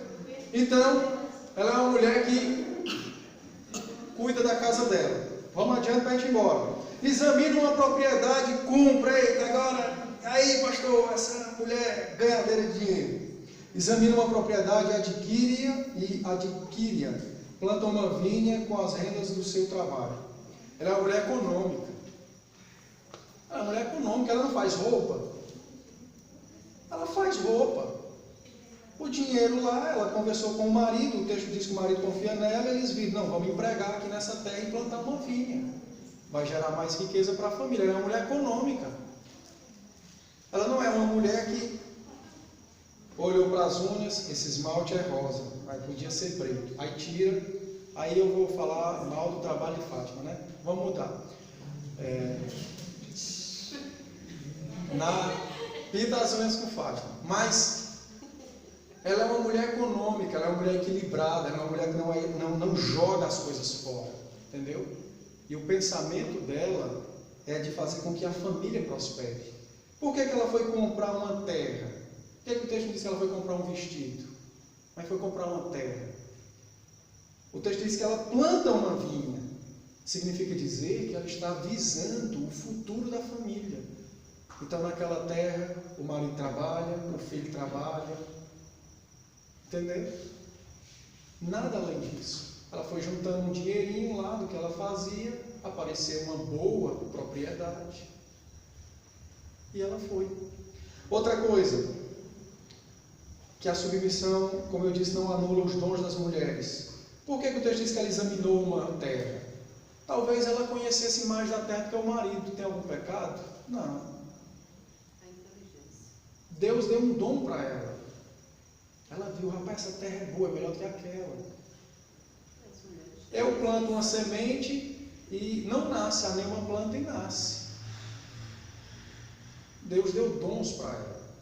Tem maridos que não são bem organizados financeiramente, mas as mulheres são. Pois então eles têm que fazer com que as esposas exerçam essas tarefas, esses dons. Submissão não é ser anulado, não. Submissão é ser usado perfeitamente com o propósito que Deus estabeleceu. Usado por quem? Pelo próprio Deus, mediante a autoridade e o cuidado do marido. Então ela é uma mulher sábia. Uma mulher que lida, que mexe, ela conhece as coisas, né?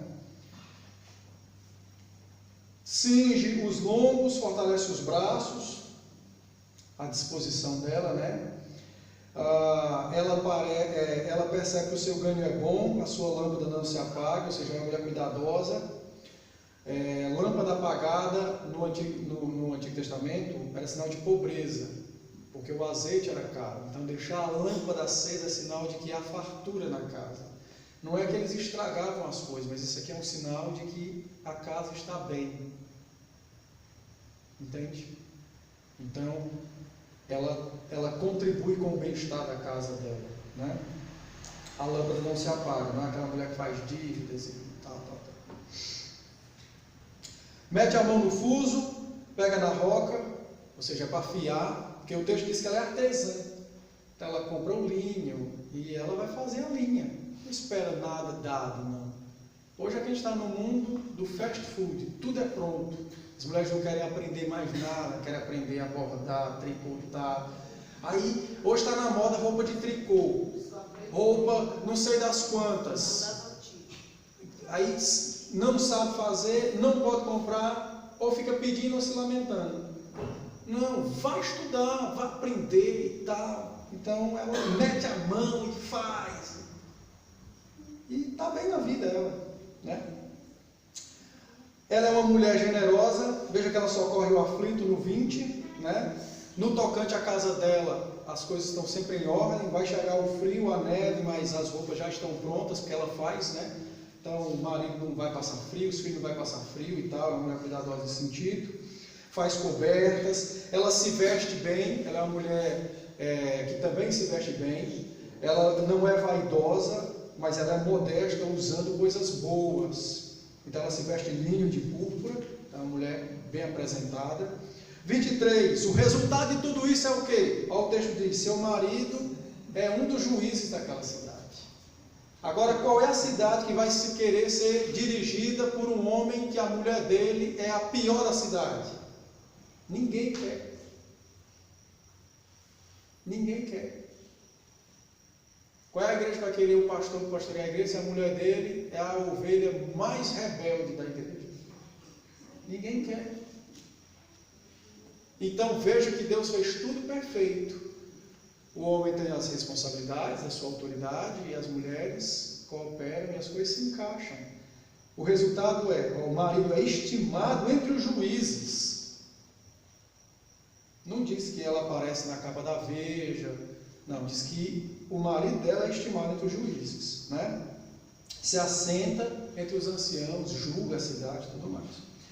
Bom, então veja que os dons dessa mulher são dirigidos pelo seu marido, e ser submissa a ele não anula os seus dons. No final o texto diz o quê? O texto diz que o marido e os filhos reconhecem o valor dessa mulher. Então ele diz, levanta-se os filhos, lhe chamam de ditosa, seu marido a louva e tal. O marido diz, não tem mulher melhor do que você. Se eu nascesse 10 vezes, eu casaria com você 10 vezes. E tal. Agora, para fechar, o texto diz o quê? Enganosa é a graça. e vã a formosura. Por que essa mulher é assim? Porque ela teme ao Senhor e obedece o 5º mandamento. Não segue o empoderamento, não segue o que sai nas revistas, não segue o que sai na filosofia moderna, não vive assistindo Fátima Bernardes. Ela escuta quem? O 5º mandamento. Aí o texto diz: enganosa é a graça, vã a formosura. E essa mulher, ela é desse jeito por quê? Porque ela obedece o 5º mandamento. E o resultado é, ela será louvada, elogiada, tá? Ela será louvada e elogiada. Então, a submissão não irá levar você a anular os seus dons, mas os seus dons têm que ser dirigidos por alguém, o seu esposo, que é a autoridade de Deus em sua vida. E aí, para concluir, pegando a palavra da Ivonete, as mulheres, não é que é pecado elas trabalharem, a grande questão é quando elas devem trabalhar. É isso. A Bíblia nunca proibiu a mulher trabalhar. Paulo diz: quem não quer comer, quem não quer trabalhar, não coma. Não tem essa proibição para o trabalho, porque a mulher trabalha dentro de casa mais do que fora. Agora, o trabalho fora de casa, a pergunta certa é quando ela deve fazer isso. É quando? Rapidinho. A resposta para essa pergunta é: quando ela deve trabalhar? Quando os seus filhos, que é o seu principal dever, necessitarem de todo o seu auxílio e cuidado. Então, não deveria trabalhar quando tem filhos pequenos. Mas você casou, está recém-casado e tal, cuida da casa, as coisas se encaixam bem, o marido concorda, tem que submeter a permissão do trabalho, tranquilo, vai em paz. Embuchou, tranquilo. Pariu, pisa no freio, cuida dos filhos, porque o papel da mulher é ser mãe e não ser empreendedora, dona de loja, mega, não sei as quantas. Entende? Foi para isso que Deus fez. Bom, é bem verdade que nem todos os homens são como a Bíblia prescreve. Então, o que é que as mulheres devem fazer? Talvez o seu marido não seja esse que governa, que dirige, que sustenta a família bem. Nesse caso, peça sabedoria a Deus, para que Deus te guie pela palavra e pelo Espírito, para você ser submissa a Ele, mesmo naquela fraqueza dele. E Deus vai te encaminhar na maneira que você tem que viver. Mesmo ele sendo a pessoa que dorme 24 horas no sofá. Mas Deus vai mostrar a você uma maneira de respeitá-lo, de honrá-lo como sendo o chefe da casa, mesmo que ele seja negligente. Por quê? Porque em fazendo assim, a Bíblia diz que você será louvado, você será elogiado. E em sendo ele negligente, Deus pesará a mão sobre ele. Mas, se você for insubmissa, você se tornará tão negligente quanto ele. Então, Deus vai pesar a mão sobre os dois. Entende? É isso. Com a graça de Cristo, nós vamos vencer. Rapidinho para orar, antes de orarmos. Diga a sua pergunta ligeiro. Agora chegou a vez. Quer dizer que a mulher fica em casa, cuidando da casa, dos filhos. Muitas vezes, só o marido trabalha. Ela precisa de um dinheiro para comprar um lençol de cama, toalha de mesa, uma toalha de banho, uma panela. Aí vai pedir o marido: não tenho. Não tenho. Falou isso? Foi mal. Ela pede 2, 3 vezes: eu não tenho. Não posso dar. Aí a mulher faz o quê? Pronto. Vai trabalhar para ter, para não estar pedindo. Porque coisa Vou lhe responder agora. humilhar. Não. Não tem coisa pior do que a pessoa se Mas, não, o texto diz que os que se humilham serão exaltados, os que se exaltam são humilhados. Mas não é muito bom, não. Cristo se humilhou por nós. Mas deixa eu lhe responder aqui, olha. Antes da senhora casar com o seu Hilarindo, quando a senhora morava na casa do seu pai, a senhora pedia alguma coisa ao seu pai? Pedia. Aí não dava.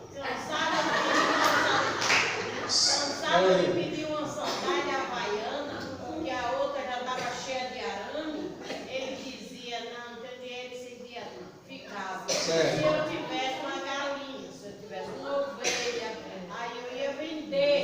Certo. Para uma sandália, para uma roupa. Mas me responda uma coisa, ele tinha o dinheiro?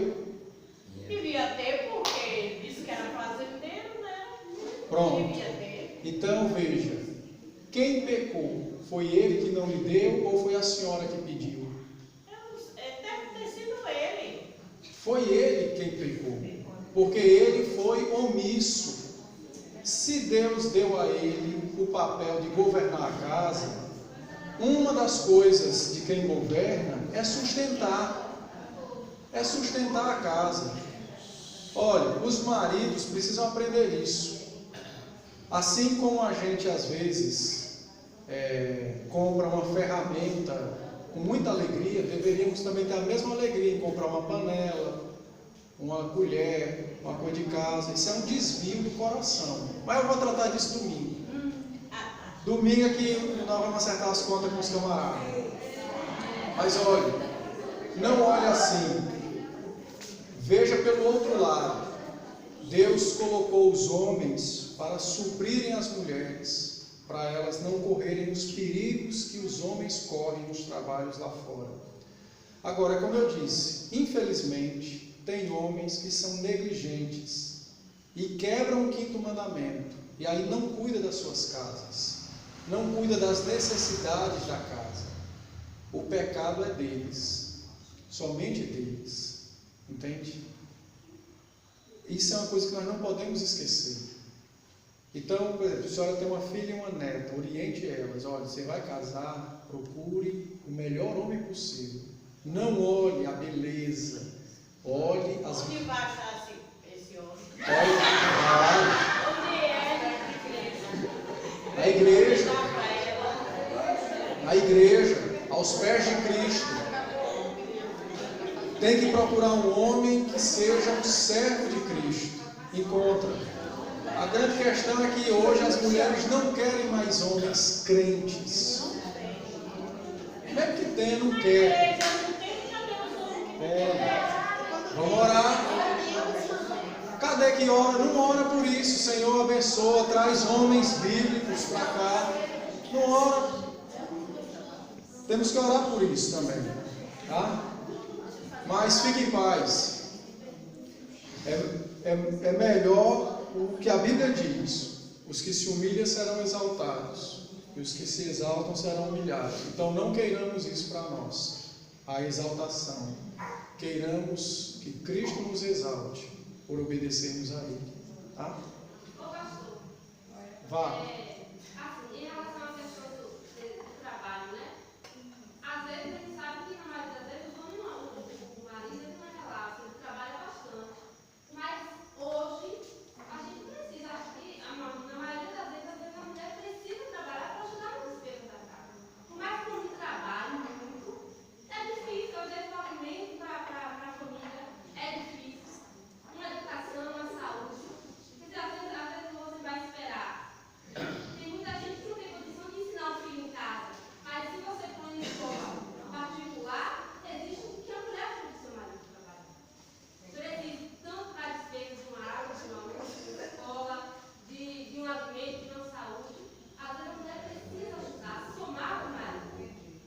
É verdade, olha, mas mas só que tem um detalhe aí, olha. Veja, as mulheres contribuem muito mais com a casa, com o orçamento da casa, quando elas executam as tarefas de casa, porque ela economiza água, sabão, energia, comida. Você bota uma funcionária dentro de casa. Não, vou só explicar. Você bota uma funcionária dentro de casa, ela não mede.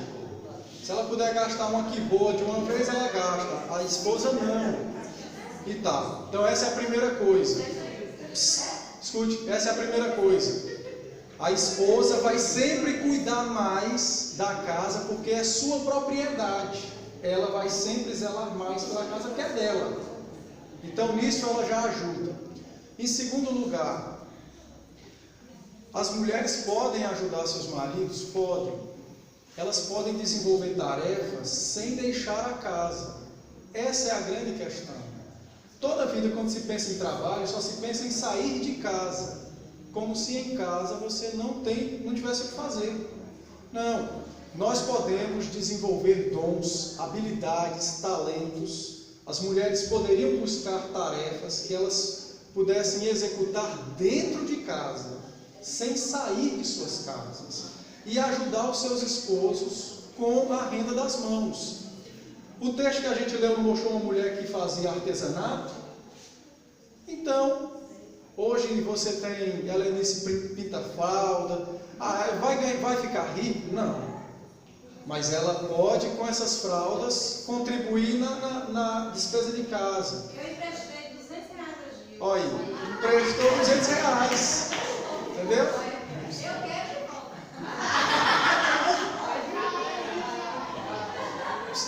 Mas olha, voltando para cá, o que a Eveline colocou é verdade. Hoje, as coisas estão assumindo um padrão muito caro de vida. Então, os crentes precisam primeiro ter consciência de uma coisa: o que é realmente necessário, o que não é necessário. Então, eu sei que o necessário, educação, saúde, alimentação, é caro. Então, a gente vai ter que priorizar isso. As outras coisas esperam. Segundo lugar, de que maneira a mulher pode contribuir com o seu marido? Não é saindo de casa sempre. Veja algo que pode ser feito ali, que pode gerar uma renda. Essa renda vai ajudar na despesa. E o cuidado dela com a casa preserva a casa. Entende? Preserva a casa. Então, assim, tem que observar essa questão. Eu vou contar um caso verdadeiro, não vou dizer os nomes, porque vai para a internet, vou contar um caso verdadeiro. De uma família que, por questões também financeiras, então a esposa trabalhava, deixou de trabalhar para cuidar dos filhos pequenos. Então, fazia como, por exemplo, um exemplo. Eles moravam numa cidade grande. Então, para ir no cinema, quando é que eles iam? Então, eles iam em momentos específicos do ano. Era 4 filhos, não dá para levar os 4 de uma vez. Então, leva um numa época, daqui 3, 4 meses leva outro, daqui mais 3, 4 meses leva outro, e assim vai. Por quê? Porque se levar os 4 de uma vez, a despesa é grande. Não tinha. Então, qual é o problema de fazermos isso? Entende? Estou dando um exemplo, pegando essa questão do cinema, né? Coisas que nós podemos reutilizar e às vezes não fazemos. Eu conheço pessoas que em casa o menino usa a roupa da menina, porque a menina nasceu primeiro, aí vai jogar fora. Não, só em casa, algumas peças, entende? Para sair é outras. Mas é uma maneira de você economizar. Então, existe também aquilo que o texto nos ensina, que ela era uma mulher econômica, ela era uma mulher equilibrada. Então, eu acho que também dá para fazer isso, sabe? Pensar em trabalhar fora de casa como sendo a primeira alternativa, eu acho que não. Acho que não deveria ser a primeira alternativa. Agora, existem casos específicos, então, desemprego, viuvez, né? O marido está inválido, não pode trabalhar. Aí são casos excepcionais que é diferente. Mas nos casos normais, o princípio é esse, entende? Pastor, mas nos dias atuais, o que é um caso normal? Porque hoje você tem uma família tradicional e o marido trabalha regularmente e tal, acontece uma tragédia. Se essa mulher não se prepara para esse mercado de trabalho, ela vai conseguir trabalho? Não vai. E outra coisa também, eu vejo o empoderamento como uma forma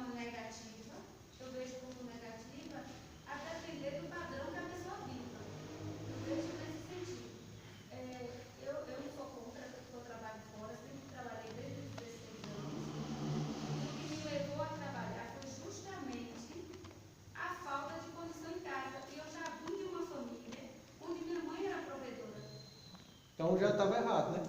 Deveria ser o pai. Não, mas aí isso que eu vou dizer, ela foi provedora justamente nesses extremos que o Senhor colocou aí.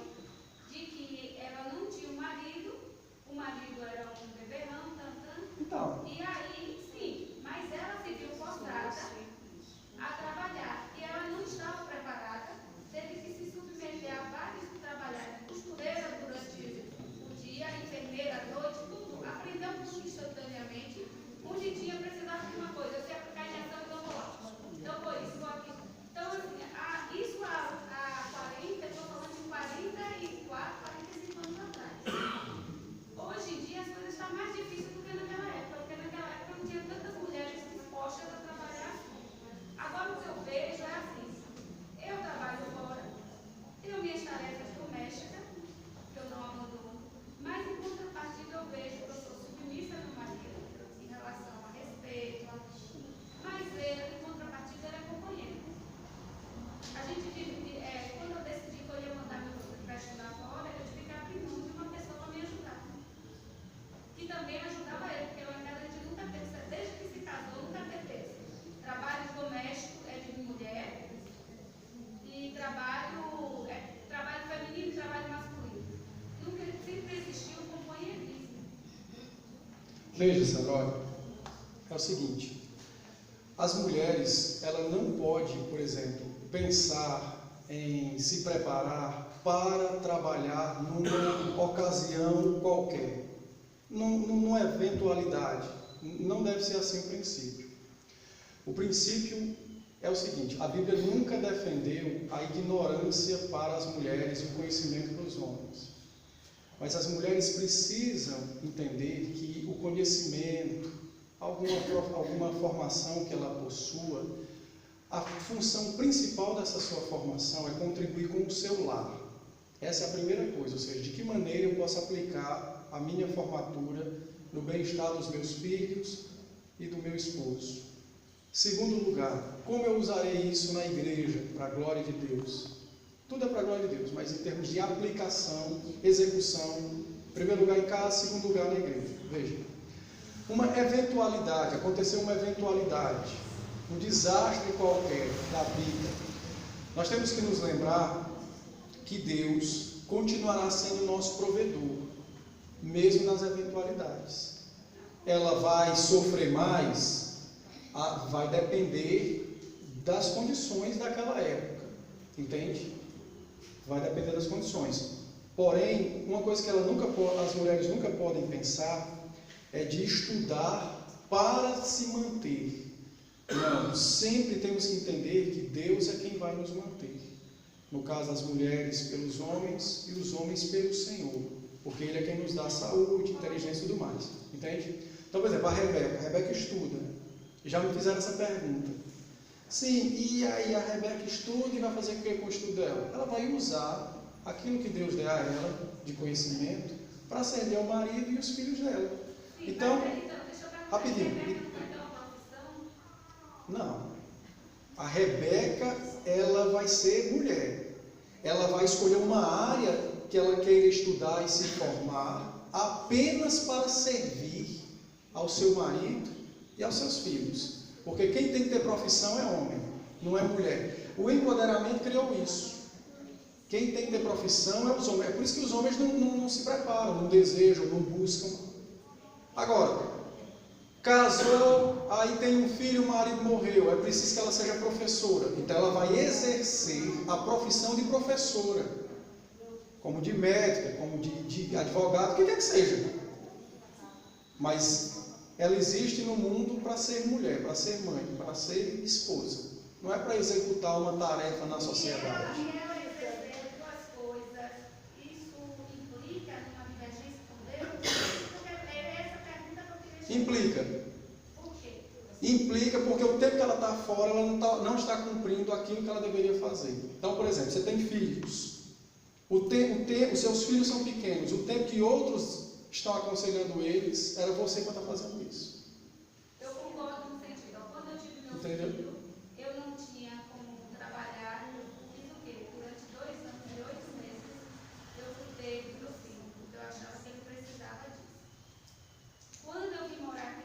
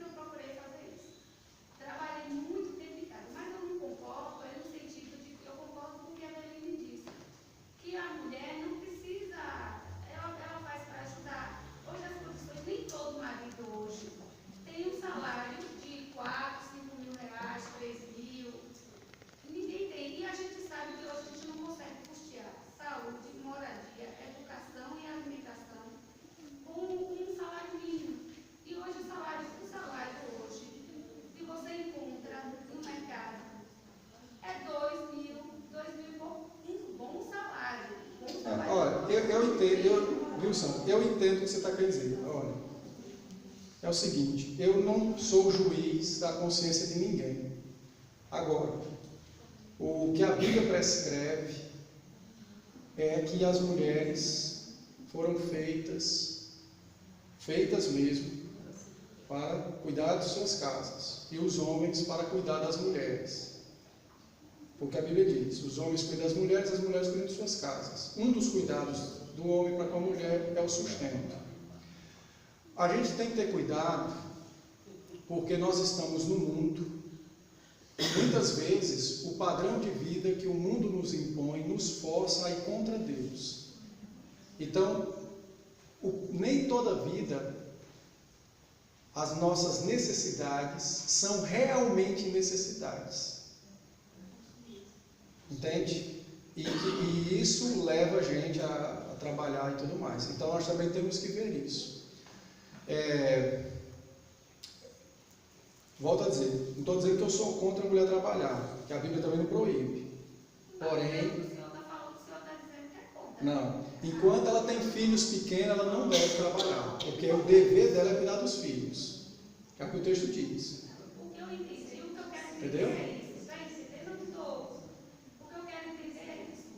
No caso, colocando essas situações, que é de muitas mulheres, e eu estou falando não é como cristã mesmo, porque o mundo está aí, perdido, está aí, não está nem aí se está certo nem se está errado. Entendeu, pastor? Eu estou colocando justamente isso. Enquanto cristã, hoje, na nossa contemporaneidade, do jeito que está hoje, e cada dia vai piorar esse estado, e até em meio ao trabalho, a mulher trabalhando, homem trabalhando, cada dia vai ficar mais difícil. A gente percebe hoje. O valor aquisitivo, o valor de salário, do jeito que está baixo, cada dia mais mulheres vão trabalhar.